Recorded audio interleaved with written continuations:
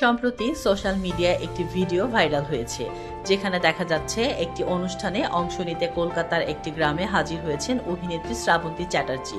তাকে দেখার জন্য সেখানে তীব্র ভিড় জমেছে। অভিনেত্রীকে হেঁটে মঞ্চে পৌঁছানোর জন্য বাঁশ দিয়ে ঘিরে রাস্তা তৈরি করে দেওয়া হয়েছে। সেখান দিয়ে হেঁটে মঞ্চে পৌঁছানোর চেষ্টা করছিলেন শ্রাবন্তী। এ সময় তাকে দুহাত দিয়ে ঘিরে নিরাপদে মঞ্চে পৌঁছে দেওয়ার দায়িত্বে ছিলেন নিরাপত্তা রক্ষীরা। এর মাঝেও অভিনেত্রীকে দেখতে, তার ছবি তুলতে, এমনকি ছুঁয়ে দেখার জন্য ঠেলাঠেলি করছিলেন অনেকেই।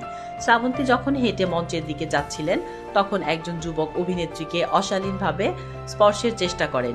বুঝতে পেরেই তৎক্ষণাৎ চোটে তাকে মারার জন্য উদ্যত হন অভিনেত্রী।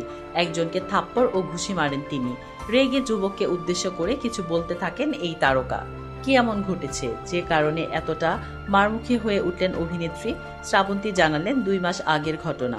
শীতে আসামে গিয়েছিলেন তিনি। উদ্দেশ্য ছিল একটি অনুষ্ঠানে অংশ নেওয়া। সেই শোতে হাজির হতে উৎসুক জনতা ঘিরে ধরে তাকে। শ্রাবন্তী বলেন, ব্যবস্থাপনা একেবারেই ভালো ছিল না। রাতও হয়ে গিয়েছিল। নিরাপত্তা রক্ষী থাকলেও তা পর্যাপ্ত ছিল না। হঠাৎ ভিড় থেকে একটা হাত এগিয়ে আসে আমার দিকে, অশ্লীলভাবে ছোঁয়ার চেষ্টা করে। আমার 2 হাত বুকের কাছে ছিল, নয়তো ওর উদ্দেশ্য ঠিক কি তা আশা করি সকলেই বুঝতে পারছেন। সে সময় আর কিছু মাথায় ছিল না। হাতটা ধরে পাল্টা চর ঘুষি মেরে দিই। কি করব বলুন? তারকা তো পরে, আগে তো আমি একজন মেয়ে। খানিকক্ষণ দম নিয়ে তিনি আবার বলেন, আমাকে 5টা মানুষ চেনেন। আমার সঙ্গে যদি এমনটা ঘটতে পারে, তবে সাধারণ মেয়েদের কত না অসুবিধার মধ্যে যেতে হয়।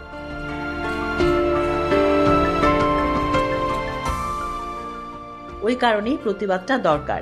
অসভ্যতা করতে এলে পাল্টা মারা, যেমনটা আমি করেছি। ও যা নোংরামিটা করেছে তাতে এটাই প্রাপ্য। মাচায় হেনস্থার শিকার আগেও হয়েছেন বহু অভিনেত্রী।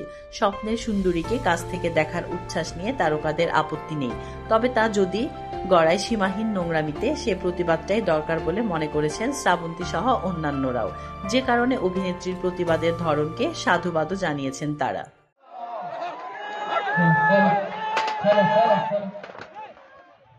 তাসলিম আক্তার শিমু, SBS বাংলা।